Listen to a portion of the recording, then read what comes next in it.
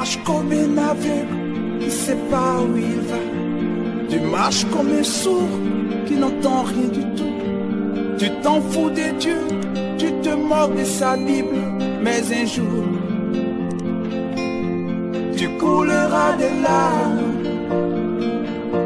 pour tout cela. Tu vas couler des larmes, tu vas pleurer un jour. Dis-moi si tu mourrais ce soir, mais que diras-tu à Dieu si tu mourrais demain? Dans le Seigneur, bonjour. Chers abonnés YouTube, bonjour. Que la paix de notre Seigneur Jésus-Christ soit avec vous tous. C'est toujours moi, votre humble serviteur, le docteur Véracité KTN. Et aujourd'hui, je viens ici partager un secret avec vous au sujet de cette phrase ou ce slogan dont vous avez déjà sûrement entendu parler quelque part autour de vous, sur les réseaux sociaux ou encore sur Internet. Le slogan qui déclare, je cite, Allahu Akbar, Allahu Akbar ou Allah Akbar. Cette expression est une expression arabe prononcée par les musulmans. Ainsi, aujourd'hui, je vais vous révéler le secret qui se trouve dans cette déclaration Allahu Akbar ou Allah Akbar, afin que, ayant connu ce secret qu'on vous cache, que vous soyez sauvés, que vous donniez votre vie à Jésus-Christ. Alors, bien-aimés dans le Seigneur, prêtez-moi votre aimable attention.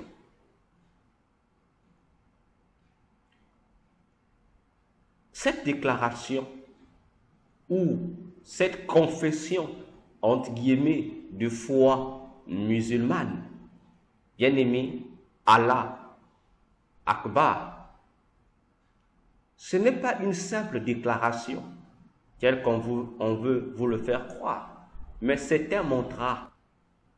C'est un mantra. Qu'est-ce qu'un mantra? Un mantra, c'est une formule magique, c'est une prière incantatoire à partir de laquelle on invoque un démon, un puissant démon féminin qui est appelé Allah. Et ce démon féminin appelé Allah n'a rien à voir avec le Dieu des Juifs ou le Dieu des chrétiens. Pour dire mieux, ce démon appelé Allah, qui est considéré comme Dieu dans la religion islamique, n'est pas le Dieu de la Bible. C'est un démon tout à fait. Ainsi, lorsque les gens prononcent Allah Akbar ou Allahu Akbar, les gens doivent s'informer aujourd'hui que chaque fois qu'ils font cette déclaration, qu'ils croient être une confession de foi pour exprimer leur fidélité à l'égard de cette demande qui est Allah, ils s'envoûtent eux-mêmes. Car en invoquant Allah au moyen de cette confession, Allah, lorsqu'elle descend, elle vient posséder tous ceux qui déclarent ou font cette incantation sans s'en rendre compte. Ainsi, cet envoûtement a pour objectif, cet envoûtement, cette possession démoniaque d'Allah a pour objectif de transformer tous ces propagandistes en des criminels. Tout fait.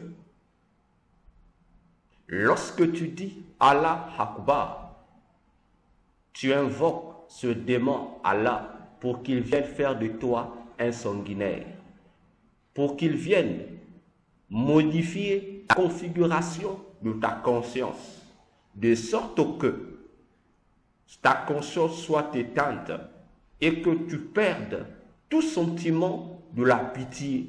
Et à tes yeux, tout celui qui ne sera pas d'accord avec toi devient un animal à abattre. Chaque fois que et autres prononcent cette phrase, Allah Akbar, leur esprit est possédé par Allah pour les conduire au crime.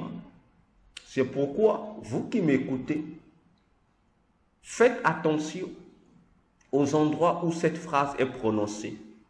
Parce que là, il suffit seulement d'exprimer un mécontentement, d'exprimer une attitude qui ne confesse pas cette déclaration, ou simplement de présenter un avis sur le champ, tu seras abattu. On va te tuer sur le champ. Importe l'endroit, que ce soit dans la mosquée, hors de la mosquée, là où on est en train d'élever cette confession, se montrera Allah Akbar, Allah Akbar. Frères, sœurs, si tu essaies seulement de dire « je ne suis pas d'accord », sans pitié, tu seras tué et anéanti. Parce que ce mantra a pour objectif de posséder la personne pour faire de lui un sorcier inconscient. Alors, je vous donne encore un deuxième secret concernant cette fameuse confession de foi Allahu Akbar.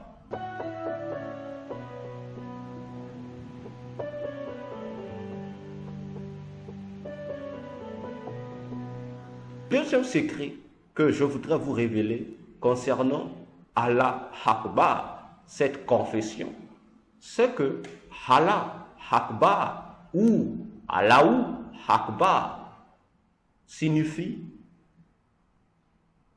en arabe Dieu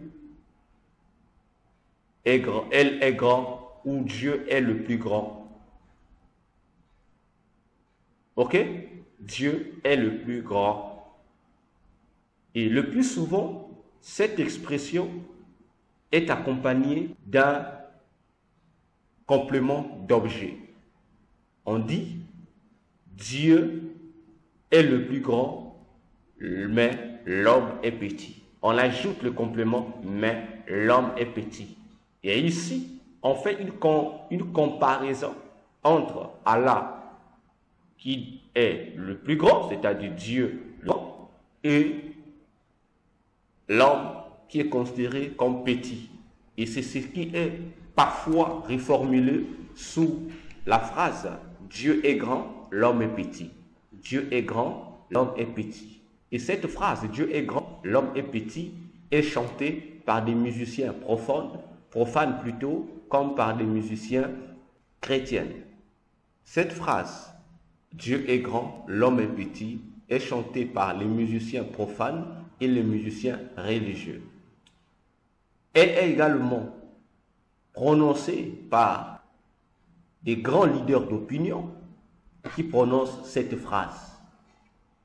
Et je voudrais vous dire, concernant le deuxième secret, cette phrase « Dieu est grand, l'homme est petit » n'a rien à voir avec ce que nous pensons. Ce n'est pas une comparaison qui compare le créateur à la créature. Non, c'est faux. C'est faux. La véritable signification de cette phrase-là, c'est quoi? C'est une injure à la personnalité de Jésus-Christ de Nazareth, le Dieu de la Bible. Pourquoi? Le démon Allah, avec son groupe de démons qui travaillent avec lui, impose cette logique aux gens pour les rendre blasphémateurs aux yeux de Jésus. Autrement dit, c'est pour les éloigner de Jésus qu'il les oblige à déclarer, à faire cette confession de foi. Dieu est grand, et le Dieu qui est grand ici, c'est le démon Allah, et l'homme qui est petit ici, ce n'est pas l'être humain en général, non, mais c'est Jésus. Pourquoi? Parce que Allah, le démon Allah, donne à tous ses serviteurs un passage sur lequel elle s'appuie pour confirmer ses propos. Quel est ce passage que Allah donne? Ce passage que Allah donne se trouve dans le livre d'Hébreux. Hébreux chapitre 2, le verset 6 au verset 7. Je vais lire pour vous. Or, quelqu'un a rendu quelque part ce témoignage. Qu'est-ce que l'homme pour que tu te souviennes de lui, ou le Fils de l'homme pour que tu prennes soin de lui? Tu l'as abaissé pour un peu de temps au-dessus des anges. Tu l'as couronné de gloire et d'honneur. Voilà le passage biblique que Allah donne à tous ses agents sataniques et ses démons pour pouvoir renforcer cette fameuse théorie sur sa grandeur à lui, Allah, sur l'homme qui est, d'après la pensée d'Allah, Jésus. Voyez-vous, Allah dit à ses disciples, à ses démons, que lui, Allah, étant un ange, alors Jésus étant un humain, lui, Allah, est supérieur à Jésus. Donc, il est plus grand. Et il dit que c'est lui le Dieu unique. Comme c'est lui le Dieu unique, l'ange, soi-disant, que Dieu, qui est devenu Dieu, le Dieu suprême, automatiquement, Jésus étant homme, Allah dit qu'il a la supériorité sur Jésus. Voyez comment les démons manipulent les Écritures. Alors que, lorsque vous lisez bien Hébreux 2, chapitre 7, on dit, il a abaissé pour un peu de temps au-dessous des anges. Attention, c'est pour un peu de temps. Parce que Jésus, en devenant homme,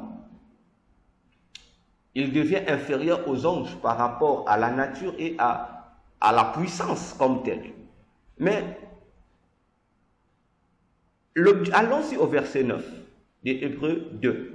Mais celui qui a été abaissé pour un peu de temps au-dessous des anges, Jésus, nous le voyons couronné de gloire et d'honneur à cause de la mort qu'il a soufferte, afin que par la grâce de Dieu, il s'offrit là pour tous. Il s'offrit la mort pour tous.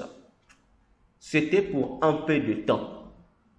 Et cela ne fait pas de Jésus inférieur aux anges. C'est pour un peu de temps, pour un but. Parce que Jésus est élevé au-dessus de tous les anges. Il est Dieu en personne. Alors, toi qui prononces ça, Dieu est grand, l'homme est petit. Sache que chaque fois que tu le prononces, en suivant la vision d'Allah, tu insultes le Dieu qui t'a créé, Jésus. Parce que Allah n'est pas grand, Allah est petit.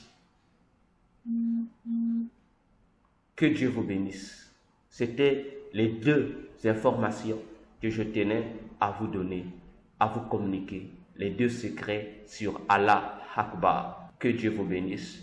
Partagez, likez cette vidéo, partagez-la massivement afin de sauver des vies qui sont en danger. Que Dieu vous bénisse.